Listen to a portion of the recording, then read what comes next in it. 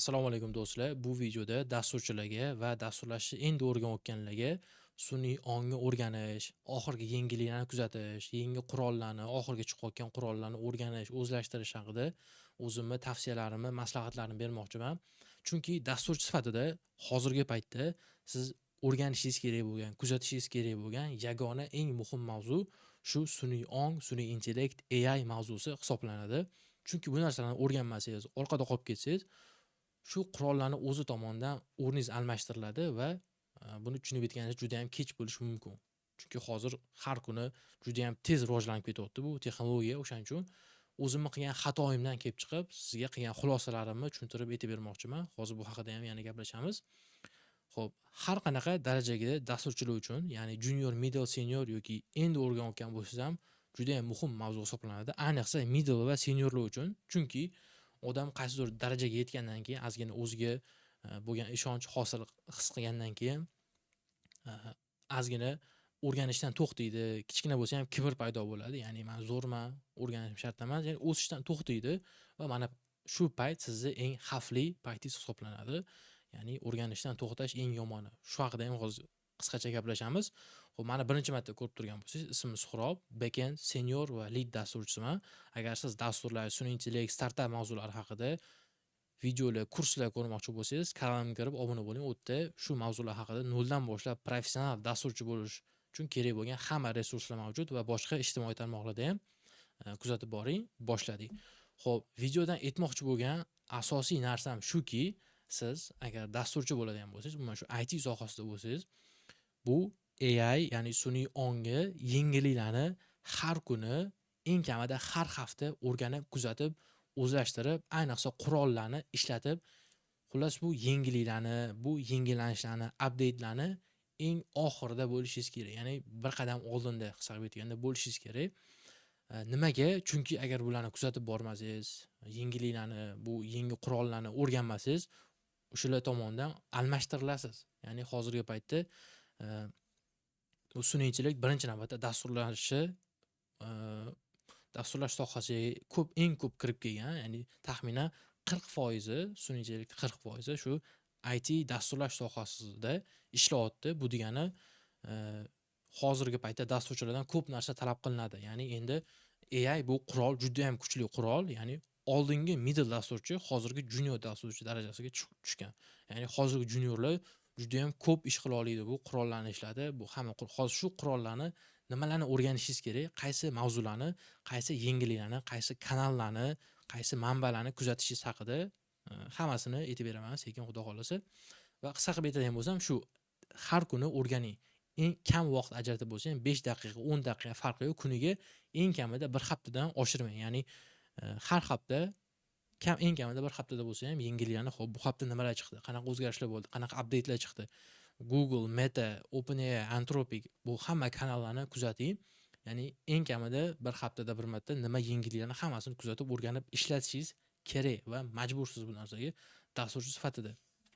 Xo'p, nimaga bu narsani aytyapman? Chunki meni o'zim qilgan xatoim shu bo'ldiki, orada shu 3 oy, 4 oy bu mavzularni kuzatmaganimga, shu oxirgi marta o'tgan yili noyabr oylarida o'rgangan bo'lsam, shu AI, sun'iy intellekt, LLM mavzularini, shundan keyin ozgina tashlab qo'ydimda va shu o'rganmagan paytimda juda ham ko'p o'zgarishlar bo'lib ketibdi. Men ancha orqada qolib ketdim. Ya'ni agentik, ya'ni agentlar bilan ishlash, bu agentlar chiqqan, xullas ko'p mavzular chiqib ketgan. Men orqada qolib ketganman va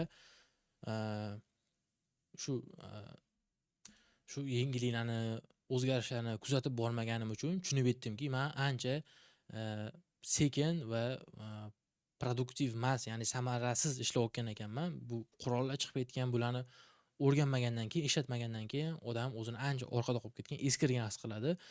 O'shaning uchun ham shu qaror qildim. Men ham va sizlarga ham shuni maslahat beraman. Har kuni umuman qoldirmasdan bu narsalarni o'rganishni.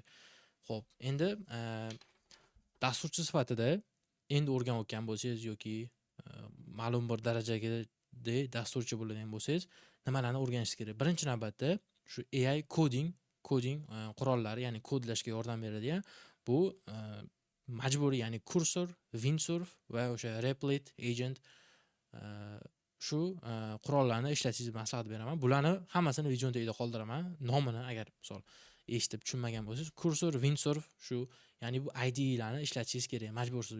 Ya'ni bu OpenAI yoki mana bu Anthropic Cloud'ni chatiga kirib ishlatish boshqa, lekin mana bu IDE'larni ishlatish, bularni siz hozir bilmasangiz, bu juda ham yomon holat. Ya'ni biladigan odam sizdan 5-6 barobar tez ish qiladi. Ya'ni hozir kod yozishni qiymati pasayib ketgan. Ya'ni xohlagan odam kod yoza oladi. Endi bundan buyog'iga hamma dasturlashtiruvchilar ketib, o'rniga bitta shu odam tili qolishi ham kutilmoqda, chunki hozir shu odam tilida yozsangiz, hammasini sizga to'liq bajarib beryapti. Va aytmoqchi bo'lganim, bu texnologiya juda ham tez darajada rivojlanyapti va bu kamchiliklari tez bartaraf qilinyapti. Bu misol yomon kod yozish yoki nimadir qila olmaslik, bular juda ham tez yangilanib, yaxshilanib ketyapti. O'shaning uchun har doim o'sha bularni qo'llab ishlatib boring. Cursor, Windsurf. Keyingisi agentlar mavzusi, ya'ni bu hamma katta shu AI ekspertlari, o'zi AI ekspert deganim yo'q, chunki o'zi yaqinda chiqqan texnologiya, yaqinda chiqmagan, endi ommalashgan texnologiya bo'lganligi sababli hozir shu sun'iy intellektni to'lqini ketyapti.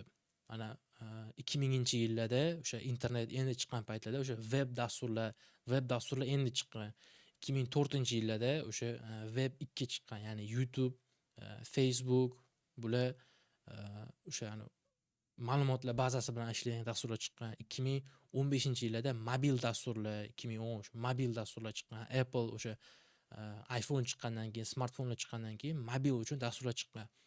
2015-yillarda 2015-16-yillarda cloud, ya'ni bulutli texnologiya chiqqan. Xullas, bu texnologiyalar to'lqini bo'lgan. Ya'ni tasavvur qiling, siz web dasturchi sifatida o'sha 2000-yillarga, 2004-yillarga tushib qolganingizda, sizni qo'lingizdan ko'p katta ishlar keladi. Ya'ni siz shu saytlarni, umuman web dasturlashni endi boshlayotgan paytiga tushib qolgan bo'lasiz. Biz hozirgi paytda sun'iy intellektni to'lqinida, ya'ni sun'iy intellekt endi boshlayotgan paytda turibmiz. O'shaning uchun ham hamma yangi aytmoqchi bo'lganim, hamma bu texnologiyada yangi, unaqa ekspert ham uzog'i 3-4 yillik tajribasi bor. Ya'ni o'sha 2022-yildan beri uzog'i o'rgangan.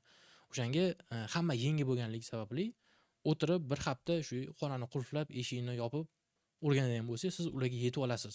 Shuning uchun ham agentlar, ya'ni shu ekspertlar aytayaptiki, 2025-26-yil bu agentlar yili bo'ladi. O'shaning uchun ham bu agent yaratishni o'rganishingiz kerak. Ya'ni qanaqa agent yaratiladi, frameworklar va bu narsalar Python va JavaScriptda asosan bajariladi, Node.js'da. O'shaning uchun bu dasturlashtirilishni ham o'rganishingizni maslahat beraman. Men o'zim PHP dasturchi sifatida kuzatadiganlar biladi. Bu AI ga kirgandan keyin Pythonda va JavaScriptda kod yozaman faqat. Va bularni misol uchun katta dasturchi sifatida bularni o'rganishim ham kerak emas, chunki bittada o'tib ketdim. Aytmoqchi bo'lganim, boshqa dasturlashtiruvchilarda bo'lsangiz, bunga juda ham tez o'tib ketasiz. Chunki men o'zim PHP haqida kurslarim bor. Ya'ni uni o'rgandi degani, buni bilmaydi degani emas. PHP ni bilsangiz, bir kunda Pythonga ham, JavaScriptga ham o'tib ketasiz. O'shanga bu muammo emas. Xullas, shu ikkita dasturlashtiruvchini ham yaxshi bilish kerak. Bu yoq, chunki hamma kutubxonalar, hamma texnologiya frameworklar shu ikkita tilda yozilgan. PHP da bu yerda joy ham yo'q. Ya'ni buni PHP ni himoya qilish, PHP ni oldini olishga ham hojat yo'q bu yerda, chunki PHP da hech nima yo'q bu texnologiyalarda. Va shu agentlar yaratishni o'rganishingiz kerak. MCP va MCP nima? MCP bu hozirgi paytdagi AI lar, ya'ni agentlar orasida bo'lgan, xuddi HTTP ga o'xshagan narsa, ya'ni protokol. Model Context Protocol degani o'sha HTTP ga o'xshagan, faqat AI agentlar uchun yaratilgan. Buni o'rganishingiz kerak. RAG nima? RAG. Bu narsa ham vektor ma'lumotlar bazasi, vektor databaselarni o'rganishingiz kerak. Va o'sha aytgandek, Python, Node.js asosan, endi bularda ham kod yozish shart emas, chunki hozir ChatGPT ga yoki Cloud ga aytsangiz, xohlagan kodingizni yozib beradi. Bu degani bularni ham zo'r bilishingiz shart emas. Shunchaki sintaksini, qayerda nima bo'layotganini ozgincha bilsangiz bo'ldi. Va agentlar yaratishda frameworklar bor. Ya'ni agentlar ham o'sha Pythonda yaratiladi. Pythonda frameworklari bor. LangChain, Crew AI va LangGraph degan frameworklar bor. Mani o'zim ham bularni o'rganyapman. Bu hamma aytayotgan narsamni birinchi navbatda o'zim o'rganyapman. Shu o'rganayotgan narsalarimni sizlar bilan bo'lishmoqchiman. Bilganlar misol uchun agar bularni hammasini bilsanglar, sal zerikarli bo'lishi mumkin, chunki shu aytganimdek men o'zim ozgina kuzatmaganligim sababli ancha orqada qolman. O'shaning uchun hozir yetkazib olish uchun bularni eng oxirgi texnologiyasigacha o'rganyapman. O'zim kurslar olganman. Hamma yoqda Courseradan Deep Learning AI bor inglizchada. Hammasi inglizchada va YouTube universitetidan o'rganyapman bularni. Bu yoqda yana o'sha ChatGPT bilmagan hammasini o'rganadigan kodlarni hammasini GPT, Cloud shulardan qidirib topib, o'rganib, deep research hammasini qilib o'rganyapman birinchi navbatda o'zim. Va u yog'iga mana shu hammasini aytganlarimni sanaganlarimdan keyin o'zingiz loyihalar qilasiz. Ya'ni o'zingizni shaxsiy loyihalaringizni qilishingiz kerak. Shulardan foydalanib, ya'ni agent yarating. Birinchi navbatda agent nima, MCP nima, RAG nima bularni o'rganing. Bular hammasi o'sha Pythonda aytgandek JavaScriptda o'shanga birinchi navbatda shularni o'rganing va bu nafaqat dasturlash, balki startap qilmoqchi bo'lsangiz ham bu texnologiya yangi texnologiya. Ya'ni bu agentlar nima degani? Mana oldin SaaS bo'lgan. SaaSlar, ya'ni mana CRM tizimlar, admin panellar bor-ku. Endi ular ham yo'q bo'lib ketyapti hozirgi paytda. Uni o'rniga agentlar kelyapti. Ya'ni endi siz qurol sotmaysizda, mana bu CRM tizimlar, ERP tizimlar, bular katta admin, xullas hamma admin panellar, database, ma'lumotlar bazasini ustiga qurilgan admin panellar bular yo'q bo'lib ketyapti-da, o'rniga agentlar kelyapti. Ya'ni siz agentga aytasiz, "Men buni qo'shib qo'y, buni qilib qo'y, bunga email jo'nat" deysiz, yoki ular avtomat o'zi hammasini o'zi qiladi. Ya'ni siz odam tilida unga gapirasiz, u hamma ishni o'sha kaput deydi, o'zi bajaradi. Ya'ni agentlar bor. Misol uchun biznesda ham savdo agentlari bor, kod yozadigan agentlar bor, tester agentlar bor. Ya'ni butun kodlash jarayonini o'zi ham avtomatlashyapti. Ya'ni misol uchun siz front-endchi agent yaratasiz, back-endchi agent, tester agent, UI agent, shu agentlar yaratib bir-biri bilan hammasi gaplashib, siz bitta buyruq berasiz, menga qanaqadir o'zim uchun maxsus pulimni boshqaradigan dastur yaratib ber deysiz. Bu agentlar hammasi ishlab backendini qiladi, bir-biri bilan gaplashib, muloqotlashib, o'sha multi agent tizimi yaratasizda. Ular hammasi o'zaro gaplashib, bir-birini o'rganib, bir-birini xatosini tuzatib, sizga oxirida tayyor dastur yaratib beradi.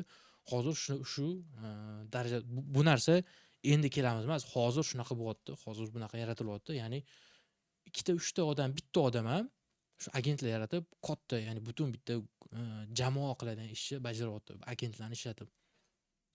O'shaning uchun sizlarga bu mavzularni juda ham chuqur, yaxshilab o'rganishni maslahat beraman va aytganimdek, men o'zim ham ingliz tilida o'rganyapman. Mana shu paytda ingliz tili, ya'ni til bilish yordam beradi. Bu oxirgi yangiliklar hammasi ingliz tilida chiqyapti. O'shanga o'zbek tilida bilmadim. Bu AI mavzusini yoritadigan, AI mavzusida yangilik qiladigan YouTube kanalmi, qanaqadir blogerlarmi bormi bilmayman. Va meni kuzatadiganlar yozib qoldiring. Shu mavzular qiziqmi? Ya'ni shu aytgan mavzularimga videolar qilingmi? Qanaqa o'rgangan narsalarimni shu yerda tutorial qilib o'rgatib boraymi? Nima deysizlar shu mavzularga? Ya'ni bu yog'iga AI mavzusida videolar qilish, chunki kodlash, dasturlash mavzusi borgan sari qolib ketyapti. Bu yog'iga hech kim oldingichalik o'zi kod yozmaydi. Ayniqsa men bu oddiy kodlarni, misol Docker, ular hamma mavzularni yoki nimadir yaratish, bularni bitta xohlagan LLMga, ya'ni modelga aytsangiz, birpasda yaratib beradi. Ya'ni o'rgatishga, o'zingiz qo'lda yaratishga hojat qolmayapti hozir bu yog'iga. Shu payt savol tug'iladi, dasturlash o'zi o'rganish kerakmi unda degan. Ha, o'rganish kerak baribir. Nima bo'layotganini tushunishingiz uchun. Chunki bu to'g'ri, bu LLMlar dastur yaratib beradi, lekin baribir agentlarni yaratish uchun, ya'ni kuchli dasturchi bo'lish uchun siz texnik taraflarni yaxshi bilishingiz kerak. No code yoki faqat shu vibe coding qilib yaratib yurish, bular juda ham sayoz daraja hisoblanadi. Ya'ni chuqurroq kirishingiz kerak, dasturlashni yaxshilab bilishingiz kerak. Va maslahatni kimdan olayotganingizga ham quloq soling, chunki kimlardir misol uchun umuman ta'lim tizimi ham o'zgarib ketdi. Qisqa qilib aytaman, ta'lim tizimi ham o'zgarib ketdi. Xudo xolasa yana bu mavzularga chuqurroq video qilaman. Chunki hozir unaqa dasturlashi noldan 6 oylab, 3 oylab o'rganish hozir uncha 1 oyda juda ham tez o'rganib olishingiz kerakda. Bu yoqqa o'sha qurollarni ishlatib ketishingiz kerak. Chunki o'sha aytgandek, kimdan maslahat olganingizga qarang deganim. Chunki bir xil tadbirkorlar bor, ularni ta'lim markazlari, o'quv markazlari bor va butun biznesi, butun daromadi shu dasturlashni o'rgatishi ustiga qurilgan. Kimlardir katta investitsiya qilgan bo'lishi mumkin, katta joy olib ochgan bo'lishi mumkin-da. Ular aytadi, yo'q, dasturlashni baribir noldan o'sha 6 oy, 1 yil, 2 yillab bootcamplarni o'rganishing kerak dedi. Yo'q. Hozir unaqa emas. Hozir agar 6 oy sarflasangiz, 6 oydan keyin hozir o'rgangan narsalaringiz allaqachon eskirgan bo'lib qoladi. Hozir shunaqa darajada yengilliklar chiqyaptiki, 6 oydan keyin eskirib ketadi. Umuman boshqa holat bo'ladi. O'shaning uchun juda ham tez o'rganish kerak. Shu narsalarni aytmoqchi edim sizga. Xudo xolasa bu sun'iy intellekt ong mavzusida yana ko'plab videolar qilaman inshaalloh kanalda. Chunki bularni aytgandek, o'zim birinchi navbatda o'rganyapman, chuqurroq o'rganib, sizlarga ham shu narsalarni o'rgatib boraman va keyingi mavzu xudo xolasa yana bitta qiziqarli mavzulardan bittasi middle va ayniqsa senior dasturchilar uchun o'rganishdan to'xtash, komfort zonaga tushish, o'zini zo'rman deb his qilish yoki xullas o'sishdan to'xtash mavzusida bu qanaqa buni oldini olish haqida bo'ladi. Chunki menda ham shu narsa sodir bo'lgan.